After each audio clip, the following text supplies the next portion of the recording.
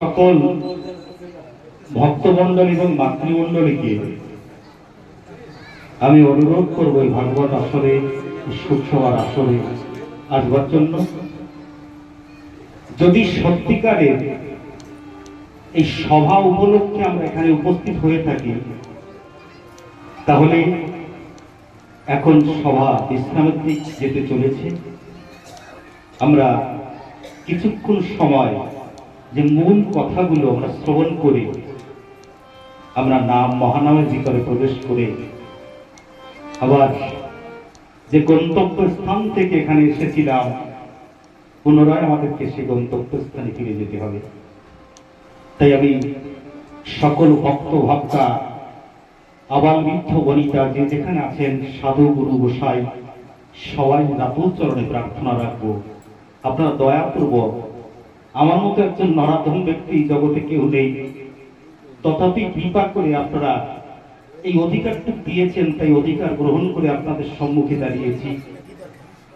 যদি কিছু বক্তব্য বলার থাকে, আমার পরম দয়াল সত্যানন্দ ঠাকুরের সান্নিধ্য প্রাপ্ত করে আমি আপনাদের সম্মুখে দুটো কথা তুলে ধরবো মাত্র। আমার মতো অজ্ঞান অন্ধকার কেউ নেই। ভগবান শ্রীকৃষ্ণ যখন ওই যুদ্ধে উপনীত হয়েছিলেন অর্জুনকে সঙ্গে করে নিয়ে, অর্জুন সকল স্বজন আদিকে দর্শন করে গান্ডি ফেলে দিয়ে ভগবানকে বলল, আমি স্বজন বধের দায়ে আমি যুদ্ধ করব না।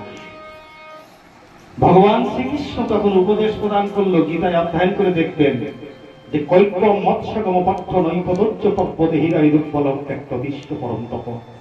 হে অর্জুন, ধনুক ধর, যুদ্ধ করো, যা করার আমি করি, তুমি তো উপলক্ষ মাত্র। তাই যা করবার তিনি করবেন, আমার পরম দয়াল সত্যানন্দ ঠাকুর করবেন, আমরা তো উপলক্ষ মাত্র। তবে এই কথায় ভরসা রেখে কেউ পিছিয়ে যাবেন না, সবাইকে এগিয়ে আসতে হবে। যার যতটুকু সমর্থ, সেই সমর্থ অনুপাতে সে ততটুকু কাজ করবে। তাই আসুন, সবাইকে অনুরোধ করবো, আশেপাশে যারা আছেন সবাই আসরে আসবার জন্য আমরা একটা ধ্বনি দিয়ে তারপরে আমরা কথা প্রসঙ্গের দিকে যাত্রা করবো।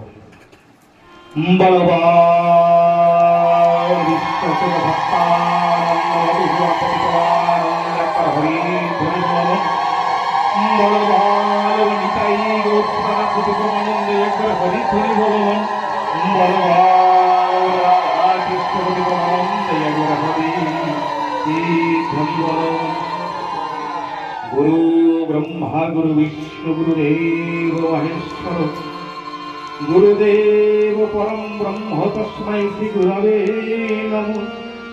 ওম অখণ্ডমণ্ডলকারং ব্যক্তং জনচরাচরং তৎপদং দর্শিতং জৈন তস্मै শ্রী গুরবে নমঃ। অজ্ঞানতিমিরন্ধস্য জ্ঞানাঞ্জনশলাকয়া চক্ষুরন্মিলিतं জৈন তস্मै শ্রী গুরবে নমঃ। হে কৃষ্ণ করুণা সিন্ধু দীনবন্ধু জগৎপথে গোপেশ গোপিকা কান্ত রাধাকান্ত নমস্তুতে। তপ্ত কাঞ্চন গৌরাঙ্গী রাধে বৃন্দাবনেশ্বরী বিশ্বভানুসুতং দেবী প্রণমামি হরি প্রিয়ে। মঞ্চকল্পতরুর্ভস্য কৃপা সিন্ধু ভয়েব চ পতিতানাং পাবনেভ্যো সর্ববৈষ্ণবেভ্যো নমো নমঃ।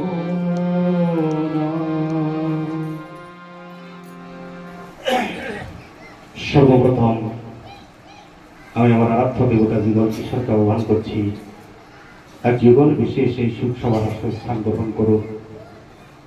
তৎপশ্চাৎ সদ্গুরুদেব ভগবানকে আমি আহ্বান করছি, আপনি সময় হৃদয় মন্দিরে বসে হরি কথা, কৃষ্ণ কথা, ভাগবত কথা, আমার পরম দয়াল সত্যানন্দ ঠাকুরের কথা এই মুখ দিয়ে আলোচনা করুন।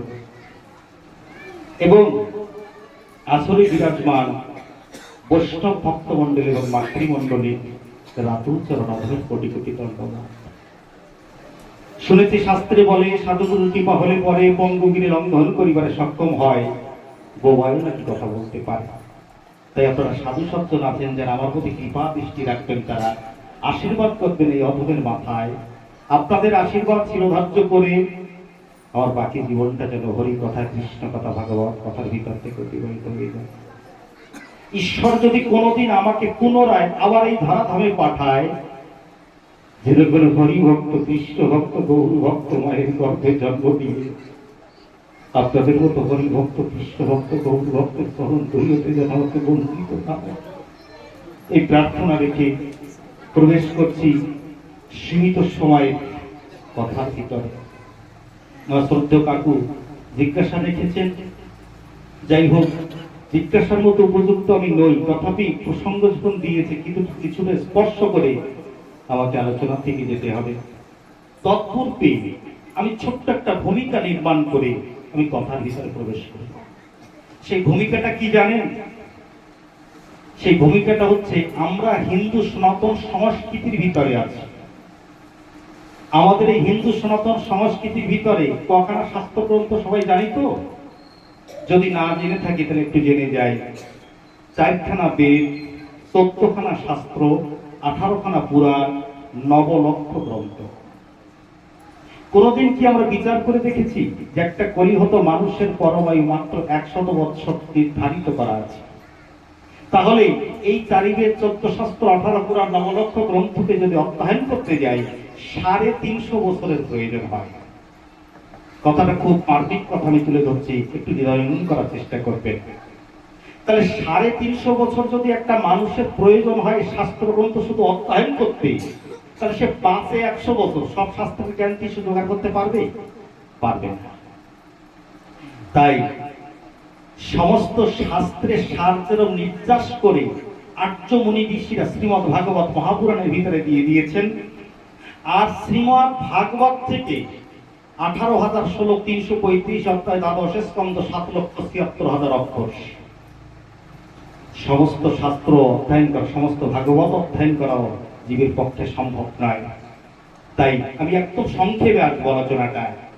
আমার পরম দয়াল সত্যানন্দ ঠাকুর এই জীব তরাতে, এই জীবগণকে তরানোর জন্য যেমন আর্য ঋষি মুনিগণ সমস্ত শাস্ত্র গ্রন্থকে মন্থন করে তার নির্যাস রস বের করে একটা শ্রীমদ ভাগবত মহাপুরাণের ভিতরে দিয়েছেন, আর সমস্ত শ্রীমদ ভাগবতকে মন্থন করে আমার পরম দয়াল সত্যানন্দ ঠাকুর এই জীব তরানোর জন্য তাদের সম্মুখে নিয়ে এসেছেন কি জানেন? কি আমরা জানি তো সবাই, 5টা তত্ত্ব শুনে জানার।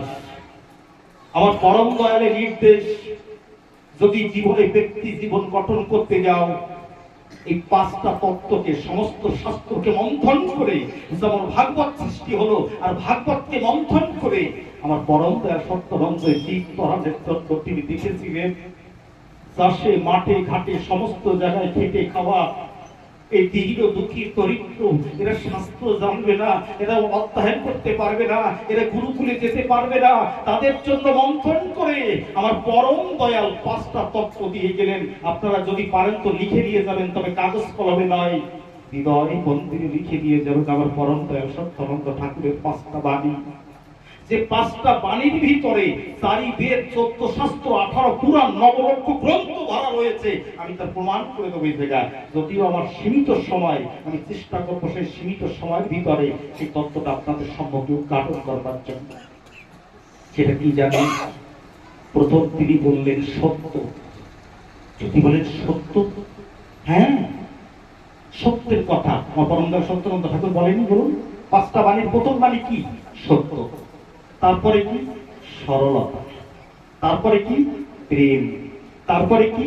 পবিত্রতা। তারপরে কি? ব্রহ্মচর্য। আপনারা যদি বলেন আমি আপনাদেরই সন্তান, এই 5টা বাণীর পরে আমি 7 দিন নয় 7 মাস ভাগবত করবো আপনাদের সম্মুখে। এটা আমার পরম দয়াল সত্যানন্দ ঠাকুরের কৃপা নিয়ে বলছি, আমার ব্যক্তিগত অহংকারের কথা বলছি না। তবে ছোট্ট একটা কথা বলে যে আমি ভূমিকা তৈরি করে আলোচনার ভিতরে প্রবেশ করব। প্রথম সত্য। তাহলে সত্য কথাতে, সত্য কথার, সত্যের দিকে লক্ষ্য রাখবার জন্য আমার পরম দয়াল সত্যানন্দ ঠাকুর বলেছেন তার শাস্ত্রীয় সিদ্ধান্ত কি আছে। যদি ভাগবত অধ্যয়ন করেন, ভাগবতের প্রথম দিকে অর্থ খুলে দেখবেন, সেখানে একটা শ্লোক বর্ণনা করা আছে। কি জানেন? সত্যই পরম ব্রহ্ম, সত্যই পরমং তপ, সত্য মূলাং ক্রিয়া সর্বা, সত্য তরতর নহে। শ্লোকের মানে কি? একমাত্র সত্যকে যদি তুমি ধরে রাখতে পারো, একদিন সত্য সনাতনের কাছে পৌঁছাতে পারবে। বলো রাধে রাধে। কে বলছেন? আমার পরম দয়াল সত্যনন্দ ঠাকুর বলছেন, যে কথা ভাগবতের থেকে আমি আপনাদেরকে প্রমাণ দিলাম। যদি বলেন শুধু ভাগবত ছাড়া আরেকটু জায়গা থেকে আপনি প্রমাণ দিন, চলে যান, কোন সম্প্রদায়ে যাবেন, কোন গ্রন্থের ভিতরে যাবেন, আমি সেখান থেকে আপনাদেরকে প্রমাণ দেব। যদি মাতৃ সাধকের কাছে যান, মাতৃ সাধক ভবা পাগলাই জগতে ছিলেন, তিনি বলেছেন যে কৈতেশিক ও সত্য কথা এতে যদি হয় তোর মরণ অমর তুলে রইবে গাথা।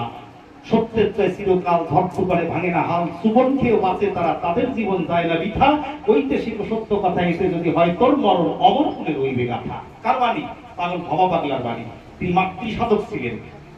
যদি মতুয়া সম্প্রদায়ের ভিতরে যান, হরিলীলামৃতে আমার তারক রসরাজ লিখেছেন, লয়ে নিজ নারী ব্রহ্মচারী সৎচরিত্র রবে, হাতে কাম মুঠে রাম সদা সত্য কথা কবে। এ নয়, আরো যদি প্রমাণ চান, যদি আপনারা বাইবেলের পাতায় যান, সেখানে যীশু খ্রিস্টান বর্ণনা করেছেন truth is god, god is truth, ঈশ্বরই সত্য, সত্য ঈশ্বর। আরো যদি প্রমাণ চান, সেখান থেকে চলে যান হযরত মুহাম্মদের কোরআন শরীফের ভিতরে, সেখানে বলছে ওরে মিন মুমিনিন আরো সাল্লাহি তাল্লাহ, আরো সাল্লাহ নবীদের তেলে একবার তেল তোমাদের নামাজ পড়ো, ধরো আমার কথা ধরো, তাই না হলে আল্লাহ তাআলা দেখা পাবে না কারো কাল। যদি হয় তোমার সত্য থাকে ঈমান, তুমি সত্য মুসলমান। মানে ঈমান মানে কি? সত্য কথা। এই এতগুলো প্রমাণ আমি আপনাদের সম্মুখে প্রকাশ করলাম। এই 5টা বাণীর প্রথম বাণী হচ্ছে সত্য আমার পরম দয়াল সত্যনন্দ ঠাকুর বলছে।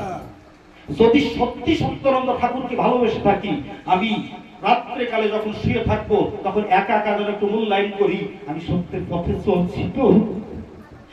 যদি ব্যক্তি জীবন সত্যের পথে অগ্রসর না হচ্ছে, আমি সত্যনন্দ ঠাকুরের যতই পোশাক করি না কেন, যতই সুখ সবাই যাই না কেন, আমি সত্যনন্দ ঠাকুরকে মানছি না। যদি সত্য কথা বলার মতো সামর্থ্য আমার ভিতরে না থাকে, আমার পরম দয়াল সত্যনন্দ ঠাকুর বললেন, জীবনে কোনোদিন তোমরা সত্য সনাতনের কাছে পৌঁছাতে পারবে না যদি প্রথম বাণীটাকে তোমরা গ্রহণ করে না রাখো। আমি আপনাদের চরণ ধরে প্রার্থনা করে যাব, যদি বিন্দু মাত্র আমার পরম দয়াল সত্যনন্দ ঠাকুরকে ভালোবাসেন, তার আদর্শকে যদি মানেন, তাহলে পরে অন্তত এতটুকু লক্ষ্য রাখবেন, আমরা সত্যের পথে জীবনকে অবলম্বন করতে পারি। আমি আর বিশেষ বলবো না, সময় সংকীর্ণ, বললে পরে সারা রাত্র বলা যায় একটা সত্যের পরে। দ্বিতীয় কথা বললেন তিনি সরল। কোন সরলের কথা বলেছেন জানেন? আমি ছোট্ট একটা উদাহরণ দেবো আপনাদের সম্মুখে। আমি যখন ছোট সময় পড়াশোনা করি, একদিন মাস্টার মশাই স্কুলে এসে ডাক দিয়ে বলছে, একটা সরল রেখা ব্ল্যাকবোর্ডে টেনে দিয়েছি। টেনে দেওয়ার পরে ছাত্র ছাত্রী, আমরা 54 জন ছাত্র ছাত্রী স্কুলে ছিলাম, মাস্টারমশাই ডাক দিয়ে বলছে কি, আচ্ছা বলো তো, এই যে সরল রেখাটা কেটে দিয়েছি, একে কাটবে না, মুছবে না, কিন্তু ছোট করে দেখাতে হবে। আমরা সবাই অবাক যে ব্ল্যাকবোর্ডে একটা রেখা টেনে দিয়েছে, সেই রেখাটাকে আমরা মুছবো না, কাটবো না, তাহলে রেখাটাকে আমরা ছোট করবো কি করে? 30 মিনিট পার হয়ে যাওয়ার পরে মাস্টারমশাই ডাক দিয়ে বলছে, তোমরা পারলেন না? তোমরা বললাম, স্যার আমাদের দ্বারা সম্ভব না। উনি চক দিয়ে ওর পাশে আরো বড় বড় করে অনেকগুলো দাগ টেনে দিয়ে বলছে, এবার দেখো তো প্রথম যে রেখাটা টেনেছিলাম সেটা ছোট না বড়? আমরা বলছি ছোট। কি বুঝলে জানেন? আমি তখন এই কথাটা বুঝতে পারিনি। আজ যখন ভাগবত অধ্যয়ন করি, মনে মনে চিন্তা করি, একজন আমাকে কটু কথা বলেছে, তাকে একটা জবাব দিতে বললে আমি তার উপযুক্ত জবাব দিলাম বলে মনে হবে না। এই স্মরণের কথা পরম সত্যনন্দ বলেনি, বলেছে যদি তোমরা এই জগতে যদি তার থেকে বড় হতে চাও, তত তুমি নিচু হবে, তত তুমি বড় হয়ে যাবে। নিচু না হলে কোনোদিন তুমি বড় হতে পারবে। কি সূত্র দিলেন আমার পরম দয়াল সত্যনন্দ ঠাকুর। আমরা জীবনে এত শাস্ত্র গ্রন্থ অধ্যয়ন করি, এত ভাগবত গীতা অধ্যয়ন করি, যে সমস্ত শাস্ত্রের নির্যাস এনে আমাদের কাছে পৌঁছে দিলেন। আমরা সেই তত্ত্বটা খুঁজলাম না কোনোদিন, জানেন? কোনোদিন খুঁজলাম না। বিশ্বকবি রবীন্দ্রনাথ ঠাকুর তার অনুভবপ্রত্য ভাষা দিয়ে গীতাঞ্জলির ভিতরে রচনা করেছেন, আমার মাথা নত করে দাও গো প্রভু, তোমার ভক্তের চরণ ধুলি তলে আমার শত অহংকার ডুবাও প্রভু, আমার চোখের জলে, আমার চোখের জলে আমার শত অহংকার। যদি হরি বলে, কৃষ্ণ বলে, গুরু বলে, আমার পরম দয়াল সত্যনন্দর নাম নিয়ে যদি এক ফোঁটা চোখের অশ্রু নিপতিত না হয় বাবা, তাহলে পরে অহংকার জীবনে যাবে না। আপনারা লিখে নিয়ে যেতে পারেন, কোন পর্যায়ে কোন ওষুধ খাওয়াইয়ে, কোন অপারেশন করে, কোন শাসনদণ্ড দিয়ে তাকে করা যাবে না। একটাই জিনিস যেতে পারে, আমার পরম দয়াল সত্যানন্দ ঠাকুর এই সরলতাটা বুঝাতে চেয়েছিলেন লোককে, যত তুই তোমার নষ্ট করতে করবি, যত তোমার মাথা সাধুগুলো বৈষ্ণবের বাজারে নোয়াবে। জানেন এই জগতে আমার কত কথা মনে পড়ে যায়। পাগল বিজয় সরকার অন্তিম জীবনে অন্ধ হয়ে গিয়েছিলেন। তাকে জিজ্ঞাসা করলো ভক্তবৃন্দ, পাগল আপনি সারা জীবন ভাগবত কথা শুনিয়ে এসে অন্তিম সময় অন্ধ হয়ে গেলেন? ডাক দিয়ে বললো, কেন রে জানিস, আমি সারা জীবন শুধু হরি কথা, কৃষ্ণ কথা, ভাগবত কথা বলে অভিনয় করে এসেছি। নিজে কাঁদবার সুযোগ পাইনি, তাই আমার চোখ অন্ধ করে ভগবান আমাকে বুঝিয়ে দিয়েছে যে শুধু অভিনয় মঞ্চে দাঁড়িয়ে তুমি অভিনয় করে যেও না, অন্তত হরি বলে, কৃষ্ণ বলে, গুরু বলে একটু কাঁদতে শেখো। বলে, পাগল আপনি আসর থেকে নিচে নেমে সবার চরণ তুলি সর্বাঙ্গে মাখেন কেন? বলে, জানিস রে, এই জগতে পরশ পাথর বলে একটা পাথর আছে, আমি শুনেছি। আমি পাগল বিজয় সরকার, আমি কোনদিন দেখিনি সেই পরশ পাথর, তবে আমার অনুভবদের তো ভাষা দিয়ে আমি তোদেরকে জানিয়ে যাচ্ছি, এই জগতে যদি পরশ পাথর বলে কিছু থাকে, এই সাধুগুরুর চরণে ধরি।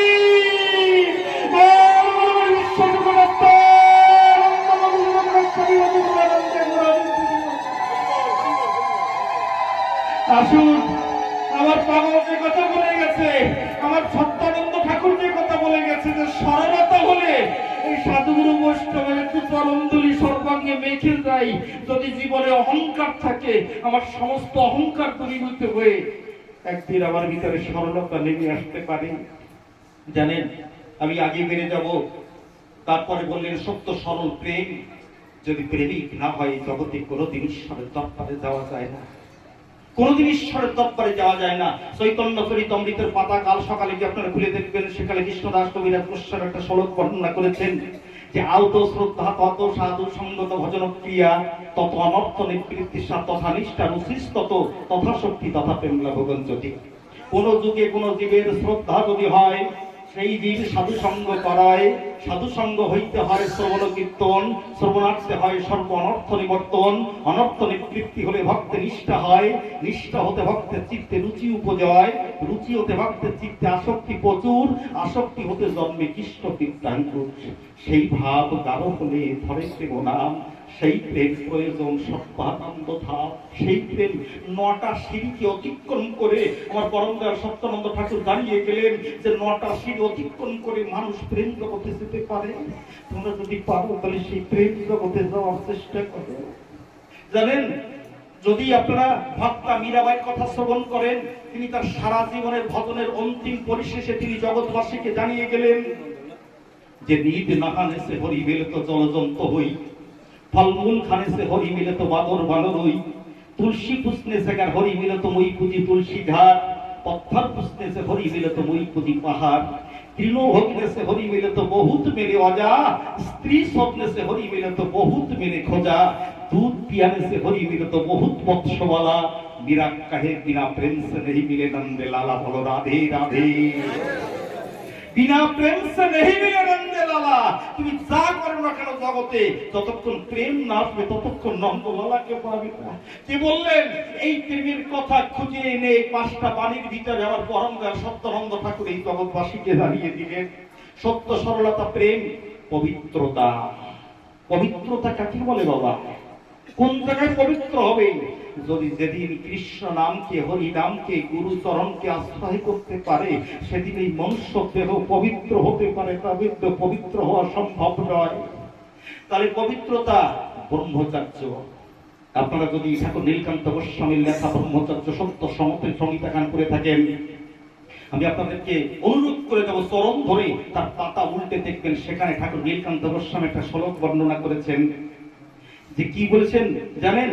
যে ঊর্ধ্বরেতা ভবের বস্তু ন দেব ন তপ তপত্তাহু। শ্লোকটা ভালো করে শোনেন। ন তপ তপত্তাহু ব্রহ্মচর্য তপোত্তমম ঊর্ধ্বরেতা ভবেত বস্তু স্বয়ং দেব নত মানব। যদি ব্যাখ্যা করতে যাই, আজকে ওই মন্দির প্রাঙ্গণে দেবতার আসনে আমার পরমদার সত্যানন্দ ঠাকুর বসে আছে। তার চরণাশ্রিত মধুসূদন গোস্বামী, তার চরণাশ্রিত বিপুলানন্দ গোস্বামী, রামানন্দ স্বামী এবং অসীমানন্দ সকল ভক্ত আজ মন্দির প্রাঙ্গণে আশ্রয় পেয়েছে। কেন পেয়েছে বলতে পারেন?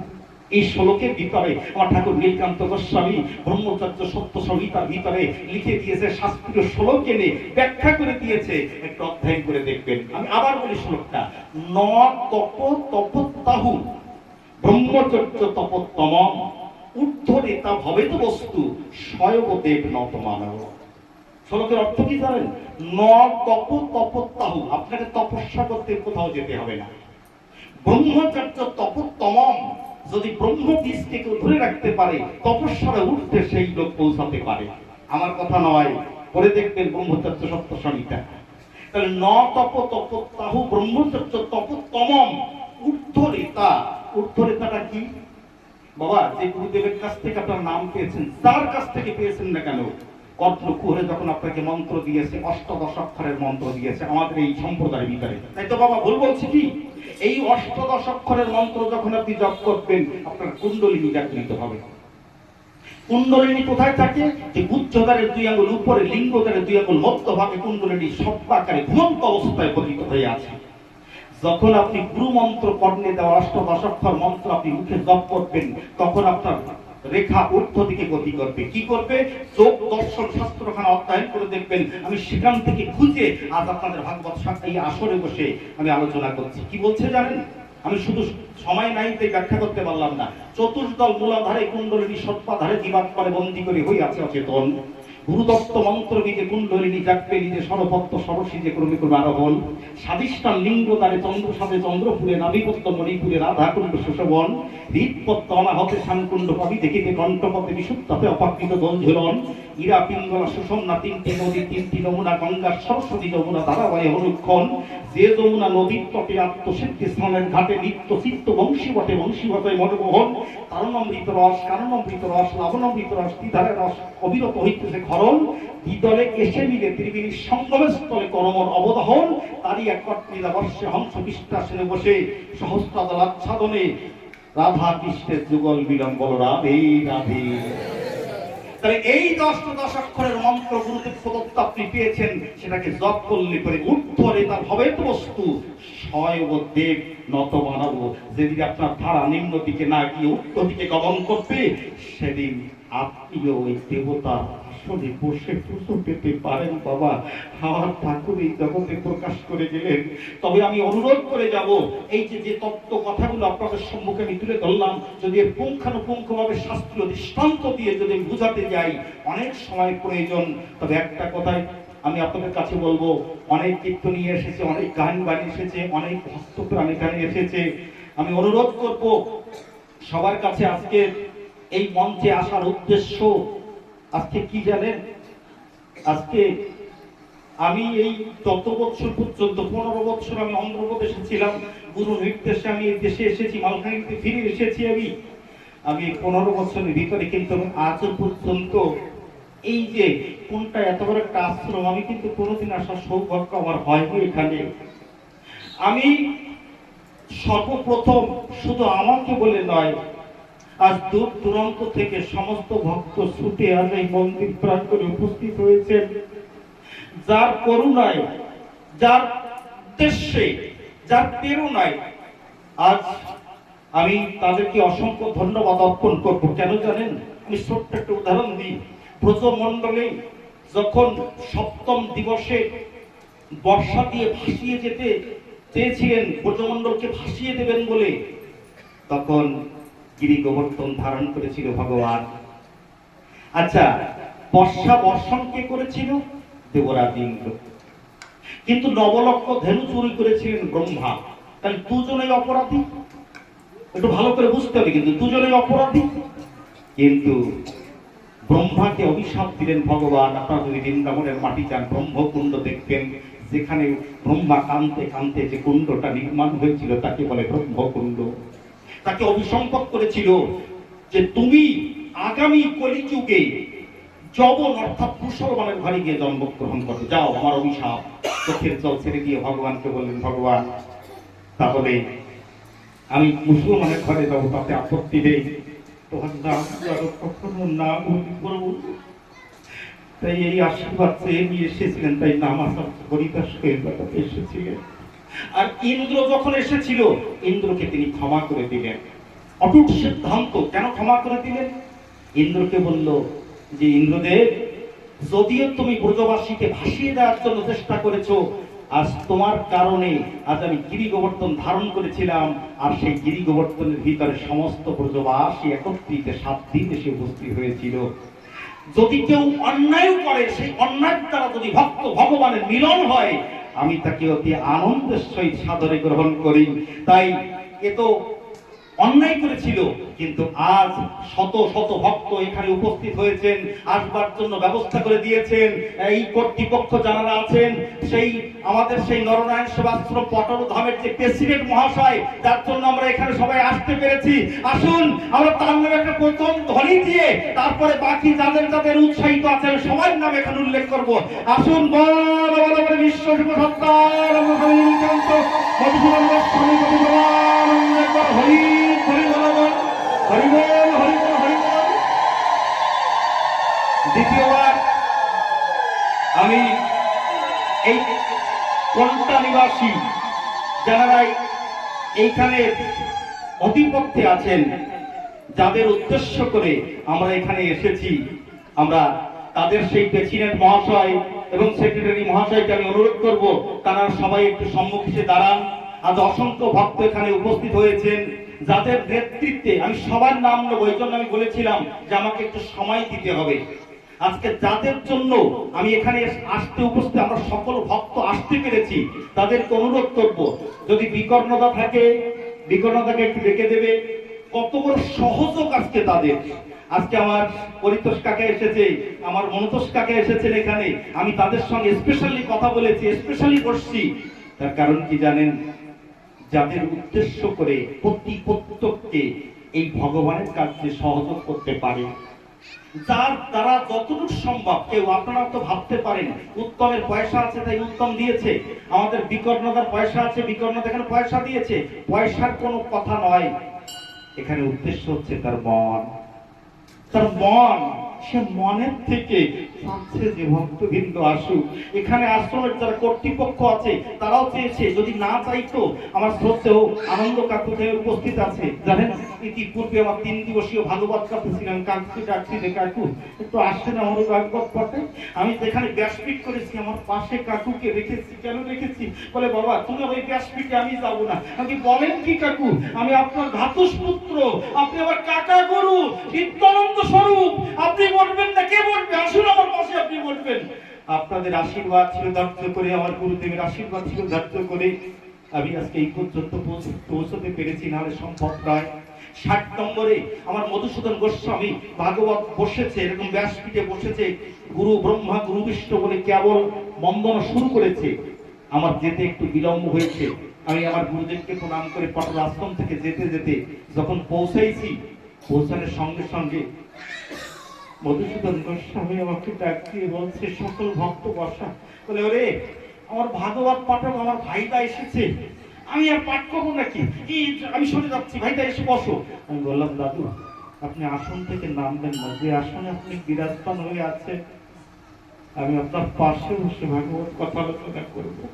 দাদুকে সেই আসনে বসিয়ে আমি স্পিকার নিয়ে পাশে দাঁড়িয়ে ভাগবত কথা আলোচনা করেছি।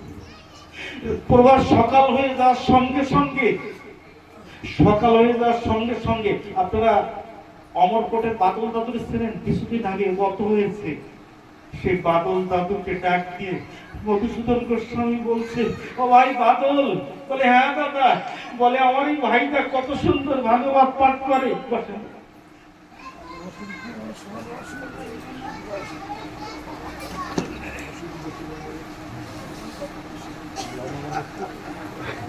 কত সুন্দর ভাগবত পাঠ করেছে, কত সুন্দর গৌর চরিত্রকে আমাদেরকে শুনিয়েছে। আসলে আমরা একটু আশীর্বাদ করে যাই। এই কথা বলার সঙ্গে সঙ্গে আমি ছুটে গিয়ে মধুসূদন গোস্বামীর চরণ আমাকে ধরে আলিঙ্গন দিল। জানেন, পরম বিরল ঘটনা, এক জায়গায় বসে আমরা সেই ভক্ত বাড়িতে প্রসাদ পেয়েছিলাম। কত আলোচনা, কত কথা সেখানে। আমি চিত্তরাতে সত্যানন্দ ঠাকুরের চরিত্রটা অধ্যয়ন করে দেখেছি। এই মধুসূদন গোস্বামী যেখানে ছিলেন 12 নম্বর, তো কাকা 12 নম্বর তো, হ্যাঁ, সেই 12 নম্বরে গোপাল মন্ডল, আমার কিন্তু পড়া শাস্ত্রে গোপাল মন্ডল বলে এক ভদ্রলোক তখন থেকে দীক্ষা গ্রহণ করেনি। পরম দয়াল সত্যানন্দ ঠাকুর যখন এসেছে, একটা পোস্টকার্ড ভাস করে পকেটে রেখে গোপাল মন্ডল মহাশয়কে ডাক দিয়ে বলছে, দাদা চলো না, একজন সাধু এসেছে, খুব জটাজুটো বান্দা, আমরা একটু সাধুকে পরীক্ষা করে আসি। যদি পরীক্ষা করে আমাদের পরীক্ষায় পাশ হয়ে যাই আমরা ওখান থেকে দীক্ষা গ্রহণ করব। জানেন, আবার পরম দয়াল সত্যানন্দ ঠাকুর বসে আছে, মাথায় ঝুঁটি বান্দা। গোপাল মন্ডল মহাশয় আর আমার দাদু মধুসূদন গোস্বামী পকেটে একটা ছোট্ট চিঠি পোস্টকার্ড ভাস করে পকেটে রেখে ওই বাড়ি গিয়ে পরম দয়াল সত্যানন্দ ঠাকুরকে প্রণাম করার পরে তারা যে তাকে প্রশ্ন করবে, তার কাছে কিছু পরীক্ষা করবে, এই মনোভাব নিয়ে এসেছিল, সেটা ভুলে গেল। কিছুক্ষণ ওনার মুখের দিকে অপালক দৃষ্টিতে চেয়ে তার মধুর কণ্ঠস্বরের বাণীর কথা শ্রবণ করে তখন দুইজন চলে যাবে। আমার পরম দয়াল সত্যানন্দ ঠাকুর ডাক দিয়ে বলছে, বাবা সাইরা, বলে কি, বলে তোমরা আমাকে একটু পরীক্ষা করবা বলে পকেটে পোস্টকার্ড নিয়ে এসেছিলে, তোমরা সেই পোস্টকার্ডটা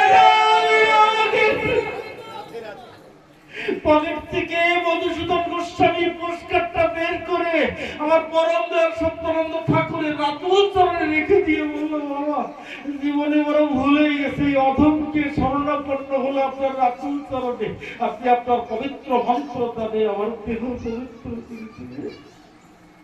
আজ তারই কৃপা পেয়ে আপনারা যদি জানেন, অমরকোটে রাই গোস্বামীর সঙ্গে, রামানন্দ গোস্বামীর সঙ্গে মধুসূদন গোস্বামী এক বাড়িতে গিয়ে উপস্থিত হলেন। অন্ধকার কাসনাপাড়ায় যাবে, অন্ধকার রাত্র ঘুটঘুটি অন্ধকার, হাঁটতে হাঁটতে হাঁটতে হাঁটতে তারা গন্তব্যস্থানে পৌঁছাতে পারলেন না। এক জায়গায় পৌঁছানোর সঙ্গে সঙ্গে রামানন্দ গোস্বামীকে ডাক দিয়ে মধুসূদন গোস্বামী বলছে, দাদা আসো না, এই যে বাড়িতে আছে আমরা কার বাড়িতে যাবো, রাত্রে এখানে একটু থেকে যাই। যে বাড়ির ভিতরে প্রবেশ করছে, করার পরে সঙ্গে সঙ্গে তারা বলছে, গোসাইরা আমাদের বাড়িতে এসছো না, একটু শুতে দেবো, কাঁথা আছে, কম্বল আছে, আমাদের বাড়িতে কোনো অন্ন আছে, তোমাদের খেতে দিতে পারবো না, তোমরা একটা কাজ করো, তোমরা একটু এগিয়ে যাও, সামনে বড় বড় বাড়ি আছে, সেই বাড়ি গিয়ে তোমরা একটু আশ্রয় গ্রহণ করো। রামানন্দ গোস্বামী হাত জোর করে বলছে, ওমা আমরা এই প্রথমবার এসে ঢুকেছি, আমরা কোন বাড়িতে যাবো না, যা হয় তোমরা একটু কোন রকম আমাদের একটু আশ্রয় দাও, আমরা রাত্র নিশি যাপন করে সকালে চলে যাবো। জানেন, এই চিত্তরাতে সত্যানন্দ গ্রন্থখানে একটু অধ্যয়ন করে দেখবেন, সেই বাড়িতে স্বামী স্ত্রী দুটো বাচ্চায় একটাই মাত্র লেপ, সেই লেপটা এনে রামানন্দ গোস্বামী আর মধুসূদন গোস্বামীকে ঢেকে দিয়ে তারা ঘরের ভিতরে বসে আলোচনা করছে যে দুইজন সাধু বাড়িতে এসেছে, যে এক মুষ্টি খেতে দিতে পারো, কি হয় গো। তো বলছে, স্বামী বলছে, ডাক্তার একটা কাজ করো না, যতটা রান্না হয়েছে কিছুটা অংশ তাদেরটা আর কিছুটা অংশ আমাদের দুই ছেলে মেয়েকে খেতে দাও, আমরা না এক রাত্র উপোস করে থাকবো। এই কথাটা মধুসূদন গোস্বামী আর রামানন্দ গোস্বামী শুনছে। শোনার পরে কিছুক্ষণ পরে ওই বাড়ির ওই মা এসে ডাক দিয়ে বলছে, সাধু বাবা এসো না, দুটো অন্ন গ্রহণ করবে। বলছে, না মা, তুমি শুতে দিয়েছো, রাত্র ভোর হয়ে যাক আমরা চলে যাবো, আমরা এখন প্রসাদ পাবো না। বলে, তাকে আর হয় বাবা, বড় অপরাধ, অতিথি বাড়িতে এসে আরো সাধু সন্ত, এসো না। গিয়ে বসালেন, যে কয়টা অন্ন রন্ধন হয়েছে তার অর্ধেক অংশটা মধুসূদন গোস্বামী রামানন্দ গোস্বামীকে দিলে, তারা পরম তৃপ্তি করে দুটো খেলেন, আর অর্ধেকটা অন্ন ছেলে মেয়েকে দিয়ে বলছে, আমরা তো উপবাস থাকবো, একটা কাজ করো না। বলে কি, বলে ভাত যখন উপর করেছি না, কিছুটা ফ্যান ছিল, ওটা ফেলে দিই। বলছে, তাহলে ওই ফ্যানটা নিয়ে এসো, আমরা দুজন স্বামী স্ত্রী খেয়ে যখন ওই ফ্যান গ্রহণ করছে। মধুসূদন গোস্বামী রামানন্দ গোস্বামীকে ডাক দিয়ে বলছে, দাদা আর যদি আমরাই বাড়িতে না আসতাম, এই ধরনের কষ্ট এদেরকে পেতে হতো। জানেন, বলে আমাদের লেপ দিয়েছে, কিছুক্ষণ পরে দেখে ধ্যানটা গ্রহণ করে ওই যে মৌ ফলের ব্যবসা করতো, তার যে বস্তা আছে নিচে একটা কাপড় দিয়ে উপরে মৌ ফলের বস্তা দিয়ে স্বামী স্ত্রী বাচ্চা কাচ্চা দিয়ে শুয়ে পড়েছে। মধুসূদন গোস্বামী আর রামানন্দ গোস্বামী দুইজন একত্রিত হয়ে হাত জোর করে চোখের জল ছেড়ে দিয়ে আমার পরম দয়াল সত্যানন্দ ঠাকুরকে বললেন, ঠাকুর তুমি তোমার আদর্শ মেনে এই বর্তমানে এসে থাকি, তুমি এদেরকে রক্ষা করো প্রভু, তুমি এদেরকে রক্ষা করো। এক বছর পরে যখন এনারা দুইজন সেই গ্রামে গিয়েছিলেন, পরে দেখবেন দীপ্তনাথ সত্যানন্দ গ্রন্থখানা পাকা বিল্ডিং হয়েছিল, সেই বাড়িতে শিশু কাঠের পালঙ্ক তৈরি করে সাধু মহাত্মাদের ডেকে দিয়ে সেদিন সেই পালঙ্কের পরে শুতে দিয়েছিলেন। তারা দুজন চোখের জলে ছেড়ে দিয়ে এক গুরু ভাই আর এক গুরু ভাইকে জড়িয়ে ধরে বললেন, দাদা, রামানন্দ গোস্বামী ডাক দিয়ে মধুসূদন গোস্বামীকে বলছে, দাদা এটা আমার পরম দয়াল সত্যানন্দ ঠাকুরের কৃপা। আমরা সেদিন রাত্রে শুয়ে পড়ে অজস্র চোখের জল ফেলে আমার পরম দয়াল সত্যানন্দকে ডেকে বলেছিলাম, ঠাকুর আমার ডাক শুনেছে। জানেন, যদি সত্যিকারের এক গুরু ভাইকে আর এক গুরু ভাই আলিঙ্গন করি, আজ প্রেমের পরশে গড়াগড়ি যাচ্ছে ডাক দিয়ে তাদের গুরুদেব গুরুচরণকে ভরসা করে কতটা ভরসা করত, একে অপরকে উদ্দেশ্য করে আজ পরম দয়াল সত্যানন্দ ঠাকুরকে ডাক দিয়ে বললেন। তাই আমি আপনাদের কাছে অনুরোধ করে যাব, যদি আপনারা আমাকে সময় দেন, আমি পরম দয়াল সত্যানন্দ ঠাকুরের, নীলকান্ত ঠাকুরের, রামানন্দ গোস্বামী, বিপুলানন্দ গোস্বামী, গোবিন্দ ব্রহ্মচারী যারা এই জগতে আছে, আমি সবাইকে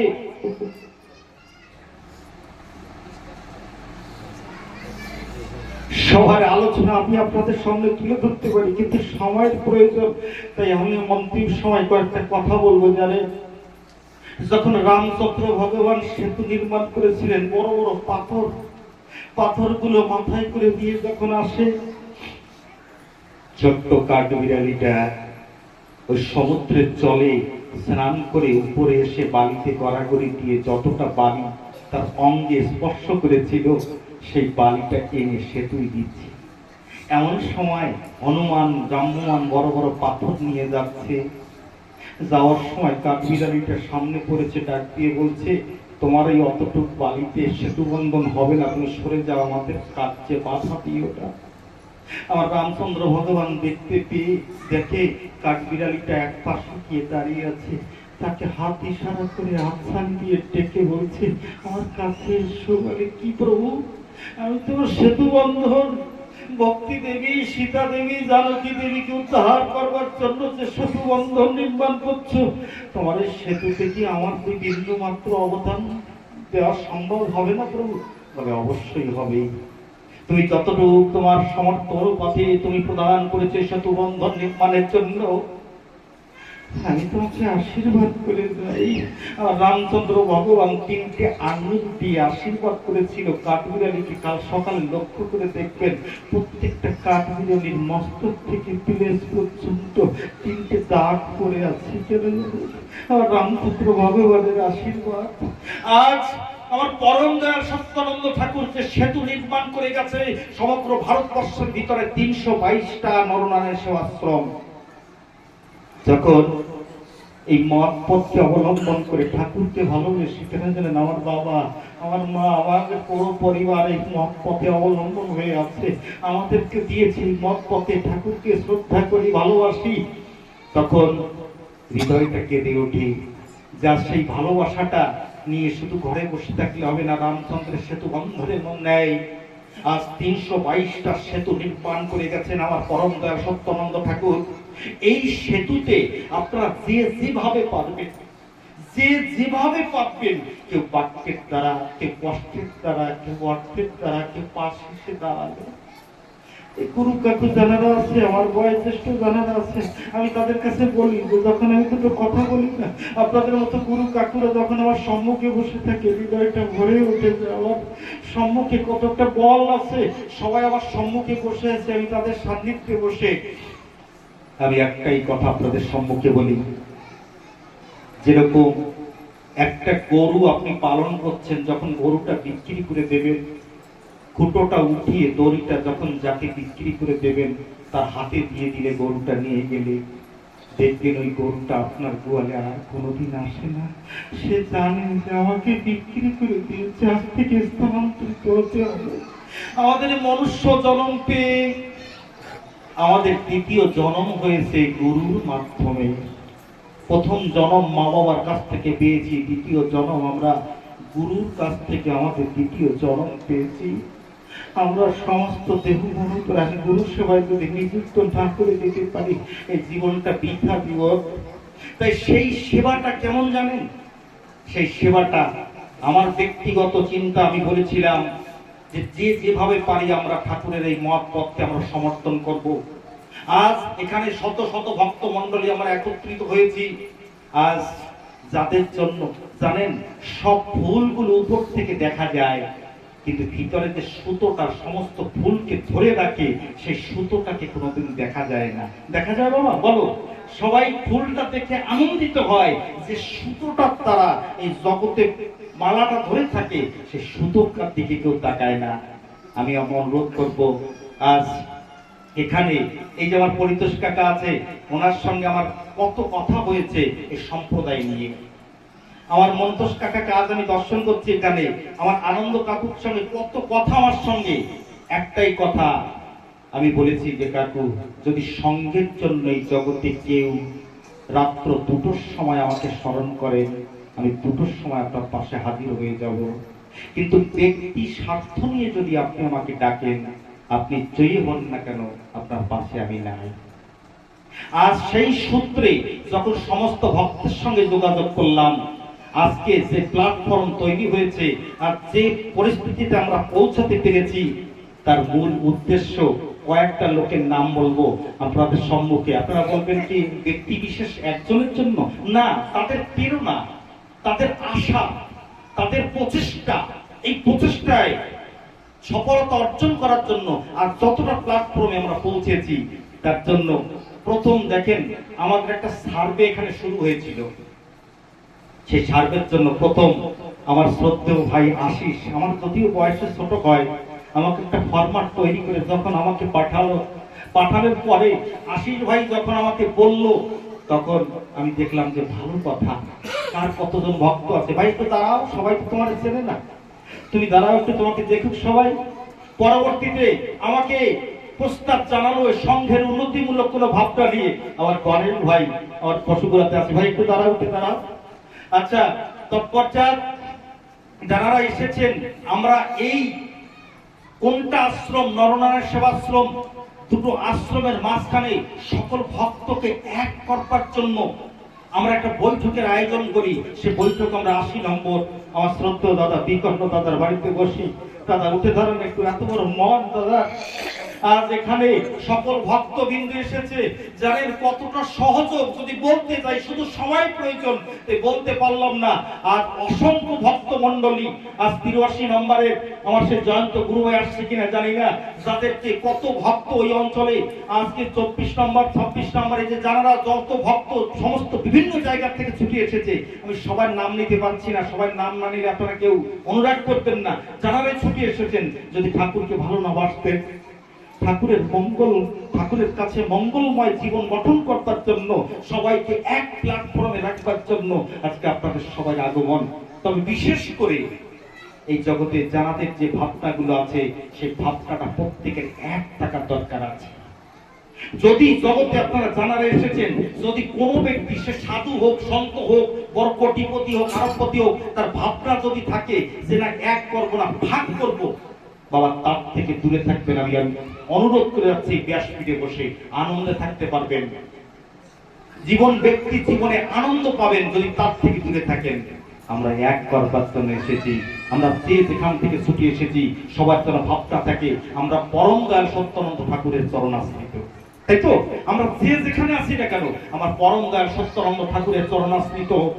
যেরকম রামানন্দ গোস্বামী, বীরানন্দ গোস্বামী, কপিলানন্দ গোস্বামী, মধুসূদন গোস্বামী, সকল নরনারায়ণ সেবাশ্রমের প্রতিষ্ঠাতা আমার পরম দয়াল সত্যানন্দ ঠাকুর, যার চরণাশ্রিত হয়ে জগতে তার কৃপা লব্ধ হয়ে তার কৃপা নিয়ে সমস্ত জগৎবাসীর কাছে সবাই ঘুরে বেড়াচ্ছেন। আমার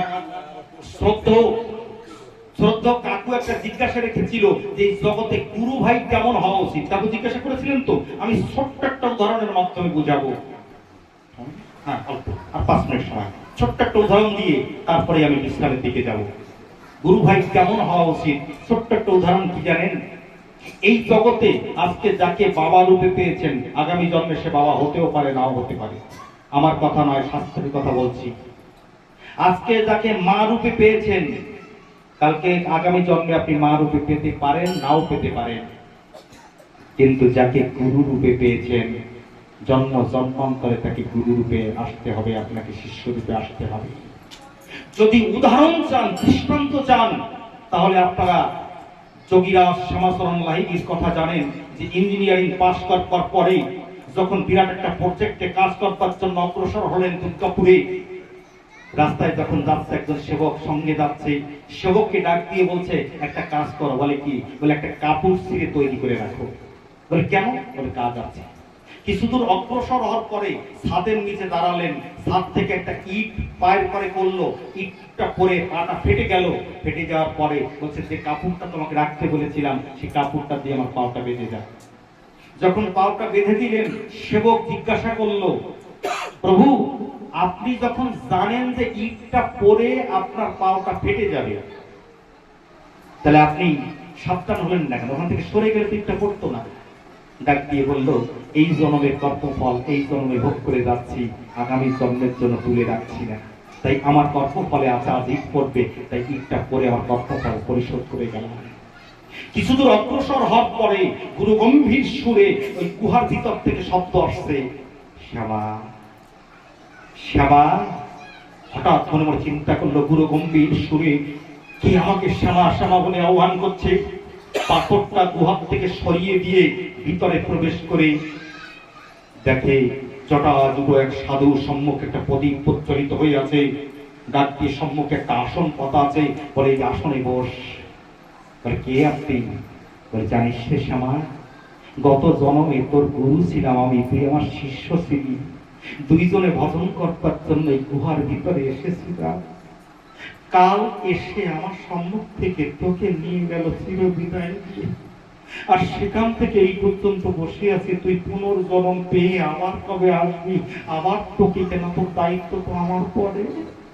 বলে আমি বিশ্বাস করি না। শ্যামাচরণ লাহিড়ী, যোগীরাজ শ্যামাচরণ লাহিড়ী ডাক দিয়ে বলছে আমি বিশ্বাস করি না। বলে বিশ্বাস করিস না? বলে না। তাহলে একটা কাজ কর, আমাকে স্পর্শ কর। যখন শ্যামাচরণ লাহিড়ী স্পর্শ করলো সেই যোগীরাজকে, স্পর্শ করার সঙ্গে সঙ্গে স্মৃতি ভেসে উঠলো, সত্যিই আমার গুরুদেব, আমি শিষ্য হয়ে এই গুহার ভিতরে এসেছিলাম সাধনা করবার জন্য। কাল রূপী মৃত্যু এসে আমাকে নিয়ে যায়। গুরুদেব আজও পর্যন্ত বসে আছে তাকে তরানোর জন্য। তাহলে এই চরিত্রটা যদি শোনেন, তাহলে আমার পরম দয়াল সত্যানন্দ ঠাকুরের এই কথাটা মনে আসে যে তোরা যদি ভজন সাধন করে আমার পরম জগতে পৌঁছাতে না পারিস, তাহলে আমাকে বারবার বারবার বারবার আমার 34 পুরুষ পর্যন্ত এই জগতে আসতে হবে, শুধু তোদেরকে উদ্ধার করবার জন্য। আমার পরম দয়াল সত্যানন্দ ঠাকুর এই জগতে বলে দিলেন। তাই আপনাদের সম্মুখে সেই তত্ত্বটা বলার পরে গুরুভাট তত্ত্বটাতে বলবো। আমার নিত্যানন্দ স্বামীজিকে আপনারা কে কে দেখেছেন জানি না। নিত্যানন্দ স্বামীজি আর আমার গুরুদেব হরিদাস স্বামীজি, দু ভাই, গুরু ভাই কেমন হওয়া দরকার আমি ছোট্ট একটা কথায় বুঝিয়ে দিয়ে যাচ্ছি। দু ভাই তৎকালীন সময় 79 থেকে রওনা করেছে। নিত্যানন্দ স্বামীজি কুইনানপল্লীর ছকে, এখানে কুইনানপল্লীর অনেক ভক্ত ভক্তা মায়েরা এসেছেন, শুনে যান। কুইনানপল্লীর ছকে তখন একটাও দোকান নাই, ছোট্ট একটা গাছ, কলার গাছ। সেই গাছের নিচে দাঁড়িয়ে নিত্যানন্দ স্বামীজি ডাক দিয়ে আমার পরমানন্দ গুরুদেব হরিদাস স্বামীজিকে বলছে, ভাইজি একটা কাজ কর না, কুইনানপল্লী যদি আমরা দুই ভাই একত্রিত হয়ে যাই, তাহলে ওই গ্রামের ভক্তরা আমাদেরকে ছাড়বে না। আমরা এই দিনের দিন পটারু আশ্রমে পৌঁছতে পারবো না। তাহলে আমার গুরুদেব জিজ্ঞাসা করলো, দাদা তাহলে কি করতে হবে? বলে ভাইটি তুই এক কাজ কর, এই কলার গাছের নিচে দাঁড়িয়ে থাক, আমি ভিতরে গিয়ে একটু সংবাদটা দিয়ে তাড়াতাড়ি চলে আসবো, এসে দুবাই হাঁটতে হাঁটতে আমরা পটাবো চলে যাবো। আমার গুরুদেব পলাশ গাছের নিচে দাঁড়িয়ে আছে। নিত্যানন্দ স্বামীজি ভিতরে গিয়ে গুরু ভাইদের সঙ্গে যখন গেছে, হাজারো গুরু ভাই গুরু গুরু কাকুরা সবাই এসে এমন ভাবে তাকে জড়িয়ে ধরলেন, এমন ভালোবাসার আঁচলে তাকে বেঁধে দিলেন। আমার গুরুদেবকে যে রাস্তায় দাঁড় করে রেখে গিয়েছিলেন, নিত্যানন্দ স্বামীজি সে কথাটা ভুলে গেলেন। ভুলে গিয়ে সকালে গেলেন, দুপুরে খেলেন, বিশ্রাম নিলেন। 5টার সময় মনে এসেছে যে আমার এক গুরু ভাইকে আমি গাছের নিচে দাঁড় করে দিয়েছিলাম। ওই কুইনানপল্লী থেকে ছুটতে ছুটতে ছুটতে ছুটতে এসে দেখি পলাশ গাছের নিচে আমার গুরুদেব, জল নেই, খাবার নেই, দাঁড়িয়ে আছে। নিত্যানন্দ স্বামীজি ডাক দিয়ে বলল, ভাইরে তুই আমার কথা রাখবার জন্য অনাহারে এই গাছের নিচে জল নেই। আমার গুরুদেব জড়িয়ে ধরলেন নিত্যানন্দ স্বামীজিকে, ডাক দিয়ে বললেন, দাদা তুমি আমার পরম জগতের ভাই, তুমি আমার বড় ভাই, আমার গুরু ভাই, তুমি আমাকে নির্দেশ করেছো, আর যদি তোমার কথাকে পালন না করতে পারি তাহলে জীবন তো বৃথা হয়ে গেল। এই ভক্ত মন্ডলী, মাতৃমন্ডলী, আমি একটা বাস্তব নিদর্শন এখানে তুলে ধরলাম। যদি আপনারা জিজ্ঞাসা করতে চান, আমার পরমাত্ম গুরুদেব এখানে উপস্থিত আছে, আপনারা শুনে নিতে পারে। তাহলে নিত্যানন্দ স্বামীজি, হরিদাস স্বামীজি, তাদের অভেদ মিলন হলো গো। আমরা কেন দূরে থাকবো, ভাতাই না? আসুন আমরা চাঁদ থেকে নাম পাই না কেন, অষ্টাদশাক্ষরের মন্ত্র পেয়েছি। গুরু কি, গুরু ভাই কি, গুরু তত্ত্ব কি, গুরু সত্তা কি, আমরা সকলে একত্রিত হয়ে আমরা ধরো বাকি জীবনটা ভজন করতে অগ্রসর হয়ে আমরা ধরো তার রাতুল চরণে পৌঁছাতে পারি। আগামী দিনের জন্য আমি সবার কাছে অনুরোধ করে যাব, প্রত্যেকটা ভক্ত ভক্তার দায়িত্ব আছে।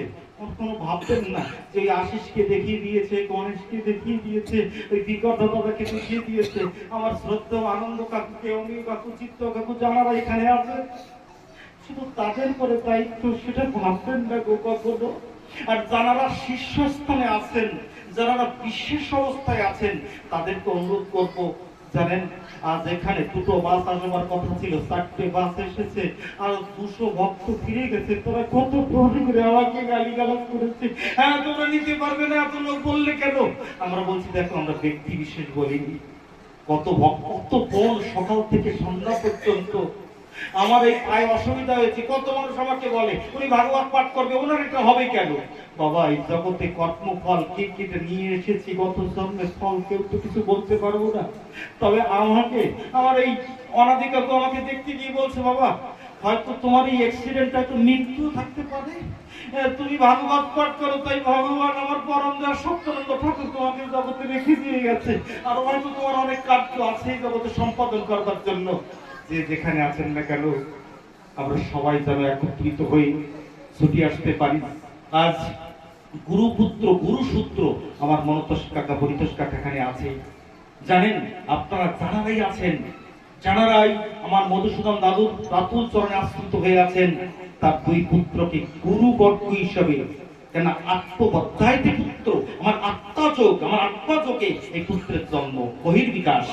তাহলে গুরু তত্ত্বকে যেমন সম্মান করবেন, ঠিক তাদেরকে শ্রদ্ধা করবেন। যদি বলেন এইসব কথা বলেন, আপনি যুক্তি দেখাতে পারেন? জানেন পঞ্চ পাণ্ডবের স্ত্রী দ্রৌপদী যখন তার 5 ছেলেকে বধ করেছিল, দ্রোণাচার্যের দলের থেকে এসে, কৌরব দল থেকে এসে অশ্বত্থামাকে তিনি যখন বেঁধে নিয়ে এসেছিলেন, তাকে প্রণাম করেছিলেন। দ্রৌপদীকে জিজ্ঞেস করো, তোমার 5 পুত্রকে হত্যা করলো, তুমি তাকে প্রণাম করছো? বলে প্রণাম করি, সে গুরুপুত্র। গুরুপুত্র ধর্ম কাকে বলে দেখেন। তাই আমি অনুরোধ করব, যারা মধুসূদন গোস্বামীর নির্দেশ অনুক্রমে যারা সাধুর পোশাক পরেছেন, তাদেরকে সেই রূপে শ্রদ্ধা করবেন। যারা নীলকান্ত ঠাকুরের আদেশে যারা এই সন্ন্যাসীর বেশ ধারণ করেছেন, যাদের জীবনটা উৎসর্গ করে দেয় সকল ভক্তের জন্য, দাঁড়ে দাঁড়ে ঘুরে তারা সকল দাঁড়ে দাঁড়ে হরিনাম বিলিয়ে দেয়, সত্যানন্দ ঠাকুরের পরম আদর্শকে বিলিয়ে দেয়। আমি অনুরোধ করে যাব, আজকে যদি এই ব্যাসপীঠে আপনারা অধিকার দিয়েছেন যদি দুটো কথা বলবার জন্য, তাহলে প্রত্যেকের এই দায়িত্ব বহন করে চলতে হবে। আগামী দিনে কি করে সংঘকে এক তৈরি করব, কি করে এক প্ল্যাটফর্মে দাঁড়িয়ে এক জায়গায় দাঁড়িয়ে আমরা যেন সবাই বলতে পারি জয় সত্য হরি, জয় সত্য হরি, জয় সত্য হরি। আর এই জয় সত্য হরি বলবার জন্য যারা একত্রিত করার প্রচেষ্টা করছে তাদের পাশে এসে আপনার সবাই সহযোগিতা করবার দরকার। আর যারা একে আলাদা করবার চেষ্টা করছে তাদেরকে দূরে সরে ফেলে দেন, সেই সম্প্রদায় হোক আর যে সম্প্রদায় হোক না কেন। এটা আমার অনুরোধ আপনাদের রাতুল চরণে। তার কারণ যারা দুষ্কৃতি হয়, তাদের মনোভাবনা দুষ্কৃতি ভাবনা থাকে, তারা কোনোদিন মঞ্চে এক তৈরি করতে পারে না। আমরা এসেছি এক করবার জন্য। অন্তিম আমি ছোট্ট একটা উদাহরণ দেবো। জানেন কতজন মানুষ হাতে কতগুলো ঝান্ডা নিয়ে বলছে, সবাই এখন মানে নানা দিতে যাচ্ছে, যোগ দিন, যোগ দিন, আমাদের দলে যোগ দিন, এরকম করতে করতে যাচ্ছে। ছোট্ট একটা বাচ্চা ছেলেকে মা হাতটা ধরে স্কুলে এগোয় দেওয়ার জন্য নিয়ে যাচ্ছে। ছোট্ট বাচ্চা ছেলে মাকে জিজ্ঞাসা করছে, মা বলে কি, বলে এই কাকারা কি বলছে, বলে যোগ দিন, যোগ দিন। বলে জানিস না বাবা, এরা কোনো নারা লাগাচ্ছে, কোনো আন্দোলন করছে, যোগ দেওয়ার জন্য বলছে, যোগ দিলে অনেক হবে, বেশি হবে। তো বাচ্চা ছেলেটা, ছোট বাচ্চা ছেলে মাকে প্রশ্ন করছে, বাবা যোগের থেকে যদি গুণ দেয় তার বেশি হয় না? মা অবাক হয়ে যাচ্ছে, বলে বলে একটু বাচ্চা, বলে যোগের থেকে গুণ দিলে বেশি হয় না? বলে হ্যাঁ, দেখ তোর এই কথার আমি জবাব দিতে পারবো না, তুই দৌড়ি গিয়ে তোর কাকার কাছে জিজ্ঞেস করি আনি। এখন যখন ছুটতে ছুটতে বাচ্চাটা কি বলছে, কাকা কাকা, বলে কি, বলে আপনারা যে বলছেন যোগ দিন, যোগ দিন, তো যোগের থেকে বলুন না গুণ দিন, গুণ দিন, গুণ দিলে আর বেশি হয়। তখন উনি বলছে, ভাগ ভাগ এখান থেকে ভাগ, ভাগাই দিচ্ছে। যেই ভাগাই দিচ্ছে, মার কাছে আসার পরে মা জিজ্ঞেস করছে, বাবা কাকা কি বলছে? বলে মা যোগ হবে না, গুণ হবে না, ভাগ হবে, ভাগ ভাগ। আমার বলছে ভাগ এখান থেকে, ভাগ ভাগ হবে। তো এই ভাগ তারা চায়, তাদেরকে দূরে ফিরে ফেলেন, তাদের সঙ্গে সঙ্গন করার থেকে না করা ভালো। আর যারা এক করার চেষ্টা করে জগতে, আমি আপনাদেরকে অনুরোধ করে যাব, আমার পরম দয়াল সত্যানন্দ ঠাকুরকে সাক্ষী রেখে এই জগতে আপনারা তার কৃপা চরণ ছায়া সত্রে একত্রিত হয়ে আপনারা কর্ম করে যান। আমি আশা করি আগামী দিনে সুন্দর একটা মিলন মঞ্চ, একটা প্ল্যাটফর্ম তৈরি হতে চলেছে, যা আমাদের এই যুব সমাজের যা যোজনা, আমাদের বয়স হয়েছে যতটা হয়েছে, আমাদের থেকে অধিক বয়সী যারা আপনারা রয়েছেন, আমি সবাইকে অনুরোধ করব, বয়োজ্যেষ্ঠ গুরু কাকু যারা যেখানে আছে তাদের প্রত্যেককে সম্মান প্রদর্শন করে, তাদেরকে অনুপ্রাণিত করে, তাদের কাছ থেকে নির্দেশ সহকারে, তাদের পরামর্শ দ্বারে আমরা সবাই যেন একত্রিত হয়ে চলতে পারি, এক হয়ে চলতে পারি। এবং আগামী দিনে সুন্দর একটা আমরা মিলন মঞ্চ যেন সত্যানন্দ ঠাকুরের মত আদর্শে, এই সত্য, সরলতা, প্রেম, পবিত্রতা, ব্রহ্মচার্য, পাঁচটা তত্ত্ব আদর্শকে হৃদয় মন্দিরকে ধারণ করে আমরা যেন ব্যক্তি জীবন গঠন করতে পারি। আজ এই আশ্রমের কর্তৃপক্ষ যারা আছে তাদেরকে অসংখ্য ধন্যবাদ। যারা এই আশ্রমের সন্ন্যাসীর দায়িত্বে আছে তাদের রাতুল চরণে এই অধমের কোটি কোটি প্রণাম এবং শ্রদ্ধা অর্থ নিবেদন করছি। এবং যারা আজ দূর দূরান্ত থেকে নেতৃত্ব করে সকল ভক্তদেরকে একত্রিত করে, যেরকম ব্রজমণ্ডলে গিরি গোবর্ধনের নিচে সবাইকে মিলন হয়েছিল, আজ এই গিরি গোবর্ধনের নিচে, আজ এই কোনটা আশ্রম প্রাঙ্গণে আমার সত্যানন্দ পরমগার সত্যানন্দের রাতুল ছায়, আমার মধুসূদন গোস্বামীর প্রচেষ্টায় যে আশ্রম নরনারায়ণ সেবাশ্রম এই কোনটাতে নির্মিত হয়েছে, তার ছত্র ছায় মনে হয় যেন গিরি গোবর্ধনের নিচে সমস্ত ব্রজবাসী 7 দিন যেমন এসেছিলেন, আজ আমরা কিছুক্ষণ একত্রিত হয়ে আমরা যেন সকলে নিজেকে যেন ধন্য মনে করতে পারি, আর ধন্য যেন হতে পারি, আগামীতে যেন এই কথাটা লক্ষ্য করে আমাদের বাকি জীবনটা গঠন করতে পারি। এইটুকু বলবো। আর কিছু আছে বলার? আর যদি কিছু না থাকে, যাকের পরে আমাদের সময় এসেছে, ইঙ্গিত অনেক সময় এসেছে, আমরা এখন বিশ্রাম রাখবো। আসুন, বল বল বল বিশ্বস্ত সত্তার স্বামী নীলকান্ত মধুসূদন গোস্বামী ভগবান একবার হরিত হরি বল বল বল বল নিতাই গোস্বামী ভগবান একবার হরিত হরি বল বল বল বল রাধা কৃষ্ণপতি প্রমানন্দে একবার হরি হরি বল বল। জয় সত্য হরি, জয় সত্য হরি।